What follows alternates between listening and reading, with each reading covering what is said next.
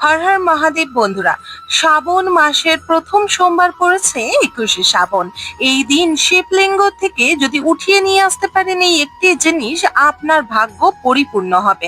বলা হয় যে এতে ভগবান ভোলেনাথের আশীর্বাদ প্রাপ্ত হয়, জীবনে উন্নতির জোয়ার ভাটা একদমই চলে আসে।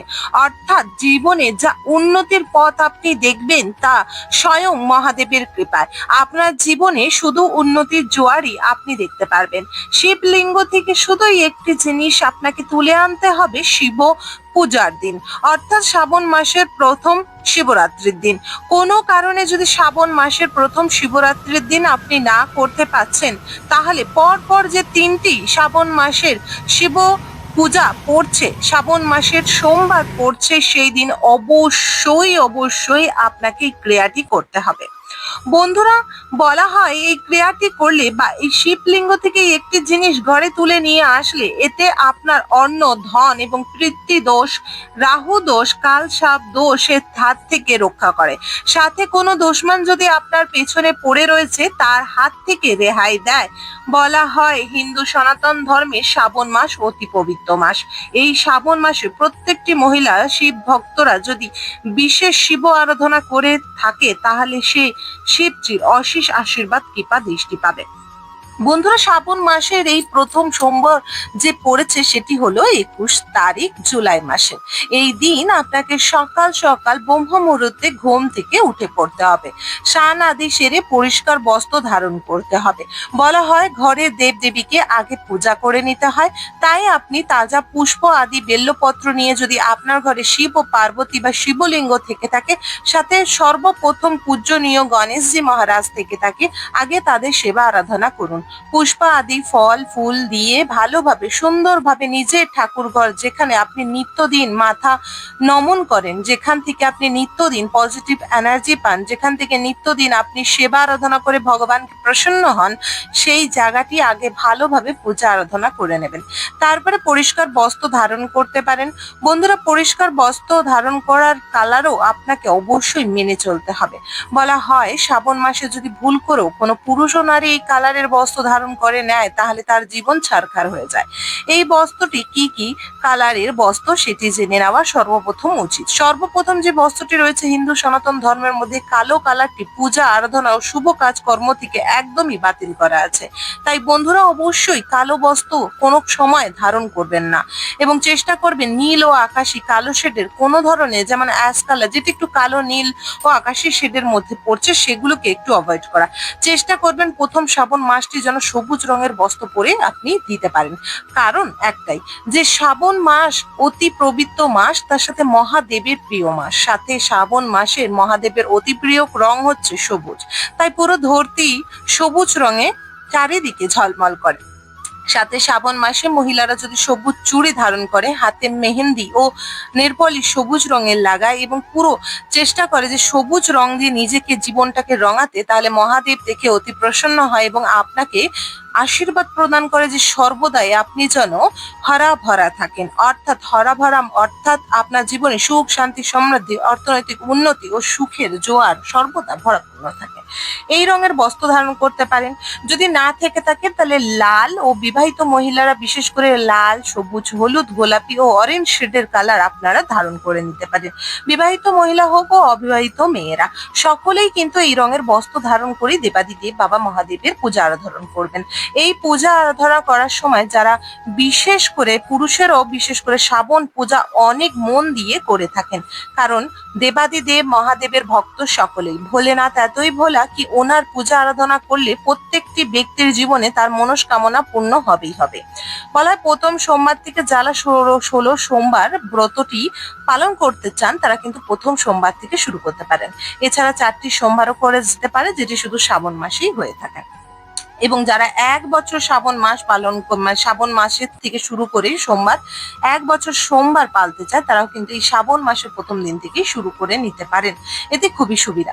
বন্ধুরা, আশা করি আজকের পুরো ভিডিওটি সম্পূর্ণরূপে দেখবেন। ভিডিও তথ্য থেকে অনেক সুন্দর তথ্য পাবেন এবং যেটি আপনার ভালো লাগলে অবশ্যই লাইক করে কমেন্ট বক্সে হর হর মহাদেব অবশ্যই লিখবেন। অবশ্যই চ্যানেলটিকে সাবস্ক্রাইব করে রাখবেন। আপনাদের পূজাপাঠ, তন্ত্রকথা, জ্যোতিষশাস্ত্র, বাস্তু টিপস, টোটকা ও উপায় দেখার জন্য। বন্ধুরা, সর্বপ্রথম জেনে নেব যে দেবাদি দেবাদিদেব বাবা মহাদেবের মন্দিরে যাওয়ার পর কি করণীয়? প্রত্যেকটি ব্যক্তির যা করণীয়, সর্বপ্রথম দেবাদিদেব বাবা মহাদেবকে অমৃত সহ স্নান আদি করিয়ে নেবেন। স্নান আদি করানোর পর আপনারা জল দিয়ে ভালোভাবে ধুয়ে নেবেন। ধোয়ার পর শিবলিঙ্গে বেল্লপত্র অর্পণ করবেন। যদি বেল্লপত্র অর্পণ করে জীবনে সর্বপাপ আপনি খোয়াতে চান, তাহলে অবশ্যই বেল্লপত্র ভালোভাবে গঙ্গা জল দিয়ে ধুয়ে তার মধ্যে চন্দন লাগিয়ে নেবেন। যদি জীবনে সর্ব দুঃখ কষ্ট জ্বালা যন্ত্রণার হাত থেকে, রোগ ব্যাধির থেকে বাঁচতে চান, তাহলে বেল্লপত্র প্রথম এবং ওপরের পাতায় চন্দন এবং যে 3টে পাতায় যে ডানটিটায় যোগ হচ্ছে, সেই ডানটিতে একটু মধু লাগিয়ে আপনারা যদি অর্পণ করতে পারেন নীল অপরাজিতা ফুল সহ, তাহলে আপনার জীবনে 100% চমৎকার আপনি স্বয়ং নিজেই দেখতে পারবেন। এরপর আপনাকে দেবাদিদেব বাবা মহাদেবকে জল অর্পণ করতে হবে, ফুল আদি এবং 5 রকমের মিষ্টি ও ফল নিবেদন করার পর আপনারা ভালোভাবে ওনার সামনে একটি ঘিয়ের প্রদীপ অর্পণ করবেন। জীবনের সুখ শান্তি সমৃদ্ধির জন্য আপনারা কিছু চাল, যেটি নিখুঁত, একদমই ভাঙা, পোকা ধরা বা ধুলো ধরা নয়, নিখুঁত চাল অর্পণ করবেন। চাল অর্পণ করার পর আপনারা যদি বহুত গ্রহ মজবুত করতে চান, তাহলে হরা মুগ ডাল অর্থাৎ সবুজ মুগ ডাল কিছু অর্পণ করবেন। সংখ্যা হতে হবে 7টি, 5টি, 11টি এমনি। এরপরে আপনি যদি শুক্র গ্রহ এবং বৃহস্পতি গ্রহকে মজবুত করে জীবনে ধন দৌলত, ঐশ্বর্য এবং মা লক্ষ্মী ও নারায়ণের প্রসন্ন করতে চান, তাহলে আপনারা কিছু ছোলার ডাল অবশ্যই অর্পণ করবেন। এরপরে শিবজিকে পূজা আরাধনা করার পর আপনি ওখানে বসে 108 বার ওম নমঃ শিবায় মন্ত্রটি জাপ করবেন। যদি মন্দিরে খুবই ভিড় হয়, আপনারা মন্দিরের আশেপাশে কোথাও বসে জপ করতে পারেন। তাও যদি সম্ভব না হয়ে থাকে বন্ধুরা, তাহলে একটি কাজ করবেন, যখন মন্দিরে দেবাদিদেব বাবা মহাদেবের উপরে জল অর্পণ করার জন্য আপনারা লাইনে দাঁড়িয়ে থাকবেন, ঠিক সেই সময় কিন্তু আপনারা ওম নমঃ শিবায় পাঠ করতে করতে যাবেন। মহাদেবের কাছে যেতে যেতে আপনার 108 বারের বেশি হয়তো ওম নমঃ শিবায় পাঠ হয়ে যাবে। বন্ধুরা, তারপরে আপনারা পূজা আদি করার পর আপনার হাতে যে ঘরটি রয়েছে, সেই কলসটি আপনি কিন্তু বিশেষভাবে, যখন অন্য কেউ জল অর্পণ করছেন, আপনি তো সর্বপ্রথম পূজা করে নিলেন এবং আপনি ওখানে দাঁড়িয়ে যখন প্রণাম করবেন, ঘিয়ের প্রদীপ প্রজ্বলিত করবেন, চন্দন ধূপ প্রজ্বলিত করবেন, তখন আরো অনেকেই শিব মহারাজকে অভিষেক করবে। যেখান থেকে জলাধারী, যেখান থেকে শিবের জল নিচে পড়ছে, সেই জলাধারীর সামনে আপনি আপনার ঘরটি রাখবেন। সেখান থেকে কিছু জল অবশ্যই নেবেন এবং শিবজির কাছ থেকে একটি নীলকণ্ঠ ফুল ও একটি বেল্লপত্র নিয়ে নেবেন। এটি হাতে নিয়ে চুপচাপে আপনারা নিজের ঘরে চলে আসবেন। বলা হয় এটি ঘরে চুপচাপ নিয়ে আসলে এতে ঘরের বিশেষ যে ব্যবসায় জায়গা, যেখানে আপনারা হয়তো ব্যবসায়ী রয়েছেন, আপনার দোকানপাট বা ব্যবসার জায়গা রয়েছে, সেখানে অল্প করে নিয়ে গিয়ে ভালোভাবে ছিটিয়ে দেবেন। এতে আপনার ব্যবসা জায়গায় গ্রাহক আসতে শুরু হয়ে যাবে। দ্বিতীয়ত, আপনার ঘরে ধন, সুখ, শান্তি, রোগ ব্যাধি এবং নানা রকমের যত রকমের বুড়ি নজর লেগে রয়েছে, সেগুলি দূর করার জন্য বা সন্তান প্রাপ্তির জন্য আপনি অবশ্যই নিজের ঘরের প্রতিটি কোনায় কোনায় ভালোভাবে এই জলটি ওম নমঃ শিবায় মন্ত্র জপ করে ছিটিয়ে দেবেন প্রত্যেকটি ঘরে, এবং এটি রান্নাঘরেও ছেটাবেন। তারপর আপনারা সন্ধেবেলা যখন আপনাদের ঘরে সন্ধে দেবেন, ছাদের মধ্যে একটি প্রদীপ নিয়ে যেতে হবে, ঘিয়ের প্রদীপ।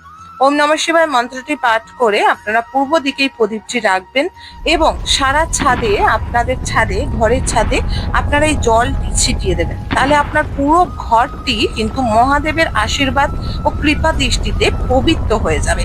এর ক্ষেত্রে আপনার ঘর থেকে এবং আপনার জীবন থেকে শনি দোষ, বাস্তু দোষ, কালসাপ দোষ, প্রাকৃতিক দোষ এবং নানা রকম ভাবে যত দোষ লেগে আছে, যার কারণে আয় উন্নতি হচ্ছে না এবং সন্তান প্রাপ্তি হচ্ছে না, বা সন্তান থাকাকালীনও জীবনে সুখ শান্তি সমৃদ্ধি আসছে না, তার কথা শুনছে না, অর্থ সমস্যা, সব সমস্যার হাত থেকে দূরে পাবেন। এবং অবশ্যই বন্ধুরা, এই দিন আপনারা যে ক্রিয়াটি করবেন, এই ক্রিয়াটি করার পর যে বেল্লপত্র ও নীল অপরাজিতা নিয়ে এসেছেন, এটি আপনারা সুন্দর একটি লাল কাপড়ে বেঁধে আপনার ঘরে, ঠাকুর ঘরে রাখতে পারেন বা আপনার ডাইনিং রুমে রাখতে পারেন, যে কোনো ঘরে, বা বাচ্চা যে ঘরে পড়াশোনা করে সেই ঘরে সুন্দর একটি জায়গায় আপনারা এটি রাখতে পারেন। এটি টাঙিয়েও রাখতে পারেন বা একটি কোনো পাত্রের মধ্যেও এটি রাখতে পারেন।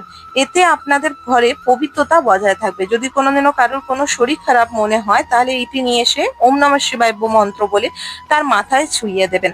বন্ধুরা, বলা হয় যে একটি বেল্লপত্র ও একটি জল অর্পণ করলে শিব মহারাজকে 1000 কন্যাকে ভোজন করানোর যে লাভ সেটি মেলে। তাই অবশ্যই একটি বেল্লপত্র অর্পণ করারই পর কিন্তু একটি বেল্লপত্র নিয়ে আসবেন। সাথে চন্দন অবশ্যই দেবাদিদেব বাবা মহাদেবকে অর্পণ করে দিয়ে আসবেন। এবং বন্ধুরা, এই কাজটি করার সময় আপনি কাউকে বিশেষভাবে বলতে যাবেন না, চুপিসারে এই কাজটি করবেন। আর যে প্রধান আপনাকে কাজটি করতে হবে, যাবার সময় আপনার ঘর থেকে 11টা এলাচ, 11টা লবঙ্গ একটি লাল কাপড়ে নিয়ে যেতে হবে। যদি আপনি না লাল কাপড়ে নিয়ে যেতে পারেন, মন্দিরে বেশি লোক না থাকে, আপনি হয়তো ভালোভাবে পূজা করতে পারবেন, তাহলে একটি বেল্লপত্র, 11টি লবঙ্গ, 11টি এলাচ ভালোভাবে গঙ্গা জল দিয়ে ধুয়ে চন্দন ছিটিয়ে সেটি শিব মহারাজের মাথার উপরে অর্পণ করবেন। এবং পূজা আরাধনা করার পর সেইগুলি প্রত্যেকটি 11টি লবঙ্গ বা 11টি যে এলাচ সেটা নিয়ে চলে আসবেন নিজের ঘরে পূজা শেষে। এটি কিন্তু লাল কাপড়ে বেঁধে আপনি তিজোরিতে রাখলে এতে অর্থ, ধন, সুখ, শান্তি, সমৃদ্ধি বজায় থাকে। যদি দেখেন যে মন্দিরে আপনারা পুজো যখন করবেন অনেক লোকে থাকবে, তার নজরে পড়বে, তারা নানা রকম কথা জিজ্ঞাসা করবে বা অনেক ভিড় থাকবে, অত সময় পাবেন না, তাহলে এগুলোকে একটা লাল পুটুলিতে বেঁধে নেবেন। ফটাফট শিব বাবা অভিষেক করার পর ফুল পুষ্প আদির সঙ্গে এগুলি অর্পণ করে দেবেন। এগুলি অর্পণ করা হয়ে গেলে তারপরে পূজার পরে এটি নিয়ে চলে আসবেন। চেষ্টা করবেন 11টা এলাচ ও 11টা লবঙ্গর মধ্যে আপনি অন্তত 5টি এলাচ ও 5টি লবঙ্গ লাল কাপড়ে বেঁধে তিজোরিতে রাখতে। আর বাদ বাকি লবঙ্গ এলাচ আপনি কিন্তু রেখে দিতে পারেন নিজের ঠাকুর ঘরে একটি কোনো পাত্রে। কোনো দরকারি কাজে বা কোনো দূরে যাচ্ছেন বা কোনো শুভ কার্য ক্রিয়াতে যাচ্ছেন, তাহলে মুখে, বা চাকরি ক্ষেত্রে যাচ্ছেন বা কোনো এমন জিনিসে যাচ্ছেন যেখানে আপনার ঈশ্বরের অতি কৃপা দরকার, তাহলে এখান থেকে একটি এলাচ বা লবঙ্গ মুখে নিয়ে দেবাদিদেব বাবা মহাদেবের আশীর্বাদ স্বরূপ, প্রসাদ স্বরূপ মুখে নিয়ে আপনি যদি সেই কাজে যান বা পকেটে নিয়ে যান এবং এসে আবার সেটি ঠিক ঠাকুর ঘরে যেখানে আরো সব লবঙ্গ এলাচ রেখে দেন সেখানে রেখে দেন, তাহলে আপনার সর্ব কাজে একদমই সাকসেসফুল হবে। আশা করি বন্ধুরা আজকের এই ভিডিও তথ্যটি আপনি জানতে পেরেছেন এবং এই ভিডিও থেকে আপনি যদি কাজটি করে থাকেন তাহলে নেগেটিভিটি আপনার ঘর থেকে 200 কোস দূরে চলে যাবে। আশা রাখি এই ভিডিও তথ্য ভালো লাগলে অবশ্যই কমেন্ট বক্সে হর হর মহাদেব লিখে দেবেন। মহাদেবের অশেষ কৃপায় আপনাদের জীবনে দুঃখ, কষ্ট, জ্বালা যন্ত্রণা দূর হবে। সাথে অবশ্যই একটু লাইক করবেন, কমেন্ট বক্সে হর হর মহাদেব লিখবেন। চ্যানেলটি সাবস্ক্রাইব করে রাখবেন আপকামিং পূজা পাঠ, তন্ত্র কথা, জ্যোতিষ শাস্ত্র, বাস্তু টিপস, টোটকা উপায় দেখার জন্য। হর হর মহাদেব।